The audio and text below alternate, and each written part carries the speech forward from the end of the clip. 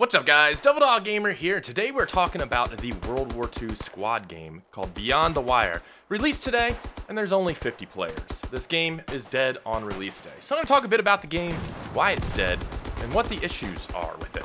So this game is published by Offworld Industries. You guys don't know who they are. They're the guys who make Squad. Now this is basically, in a nutshell, World War I Squad. That's basically what it is. And you would think a game like that, especially using the Squad formula, would be extremely popular. Now, the history of this game and why things are the way it is a little murky. But this game came out in early access in 2020. It's been under early access the entire time. It actually finally released out of early access today, and there's only about 50 players. I think the peak it's ever been at in the past 6 months is 100 players. Now, why is that? Well, you would think the squad formula works well in a World War I game, but it doesn't. This game definitely falls short, and the more you play it, the more you just kind of want to go and actually play squad at this point. It's definitely falls short of using that formula in a correct way.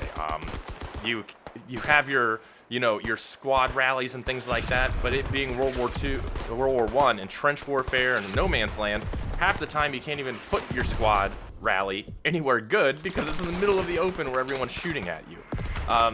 It just kind of falls short in a lot of aspects of using the squad formula. Now, the other issue is the gameplay. Now, there have been quite a few World War I games.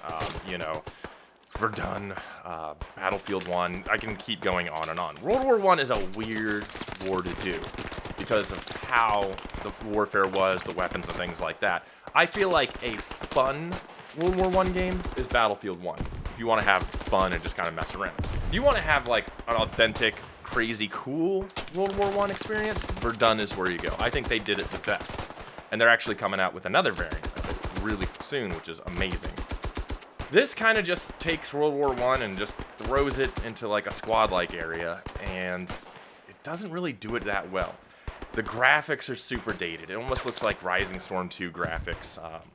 They're really weird and not really that great. I had it completely maxed out, and the graphics weren't really anything impressive. And on top of that, the performance was pretty trash. I had to mess around with render settings to even get performance out of this thing because it was using up so much of my resources. My 3090 was maxed at 91% the entire time. And with this game's graphics, I mean, I don't know where the hell it was going at this point. I don't know where it was going. The gunplay is pretty weird. It's not that great. Using the Lewis gun, I saw rounds that were not even anywhere in my sight picture flying away. I mean, this thing must have been a smoothbore because rounds were going all over the dang place.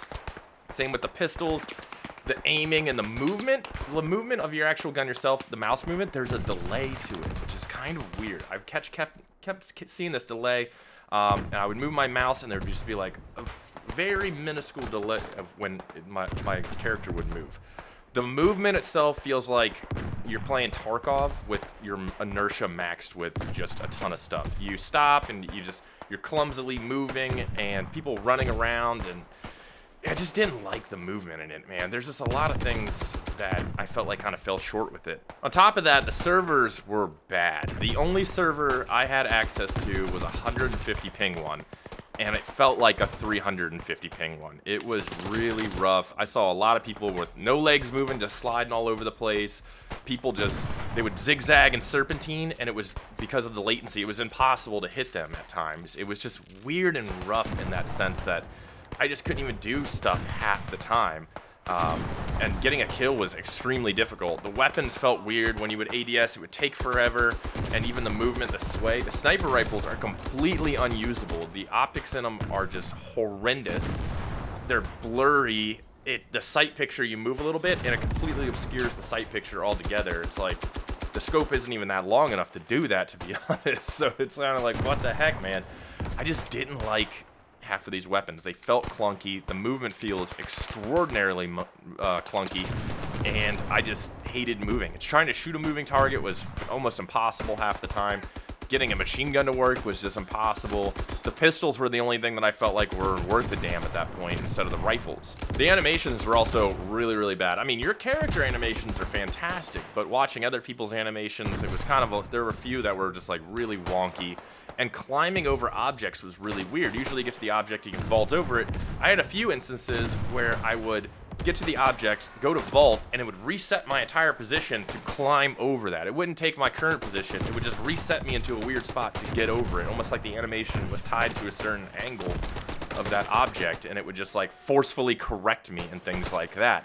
I just didn't really like the animations to it. Also, the lighting was kind of weird too. I mean, the lights from flares were pretty good, pretty solid, but the shadows are extremely dark, especially inside of buildings. People were able to completely disappear in dark corners. The light just didn't really flow well through rooms and things like that, to where you could light up, you know, a corner, and people would sit in a corner and just completely disappear into just nothing but pitch black. It made, you know, clearing buildings really, really difficult, and kind of hard to do, in a sense that, you know, if somebody could just be sitting in a corner and you never see them. It's like Modern Warfare 2, where they had the one skin where the person could sit in the corner and you wouldn't even see them. It felt like that. It was a little rough on that sense, that you go into a building and the lighting's so bad in there, and so shadows are so dark that even characters aren't even contrasted through it. Just disappear into a black hole. Honestly, I could probably go for like 45 minutes talking about all the things I didn't like with this game. But I think the big issue is here that for 2 years of early access, for it to be in its current shape is just not good. It shows, obviously, that there were a lot of shortcomings in the development of it.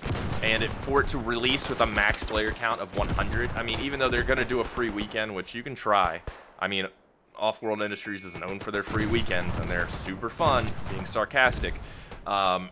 It seems like, you know, there's almost no excuse for a lot of the issues we have. But then it comes down to, again, the issue with we're trying to squadify every conflict. It's a little weird. We've had World War II, World War I, Vietnam's in the works.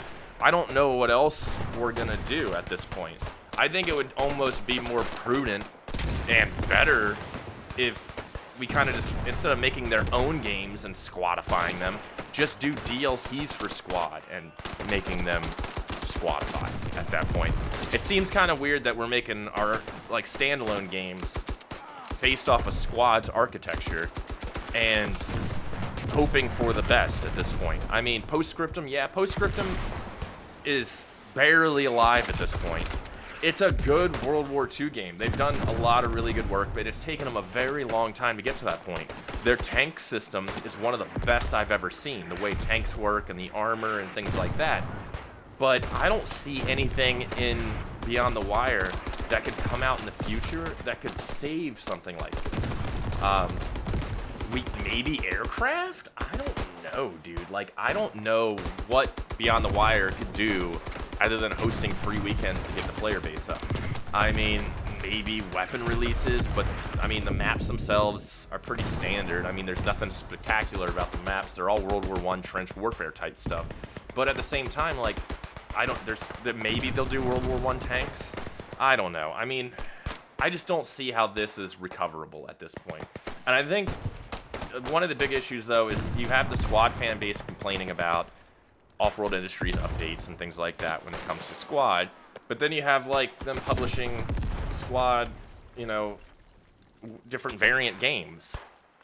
And I just feel like maybe, I know they're the publisher, but I feel like maybe they should just focus on Squad and maybe do these as DLCs and things like that instead of making whole new games. They already have the player base of Squad. They have the fanfare with it. Trying to get these games popular and recovering them almost seems like a waste of resources, time, and money at this point. I don't think Beyond the Wire is going to get any better than its current state. And its player base will probably never break 1,000, ever. But it's not savable in the fact that, like, Postscriptum has done. Postscriptum has an ability to get people to play with things like their tanks and things like that. But Beyond the Wire, I mean, it doesn't really have much, especially with the coming World War I games that are coming up that are going to blow this out of the water completely. But I don't know. I want to know what you guys think. Did you try Beyond the Wire in early access? Did you try it now? Do you think it's worth saving? Do you think it's worth having and playing? I want to know what you guys think down in the comments below. Talk to you guys later. Peace.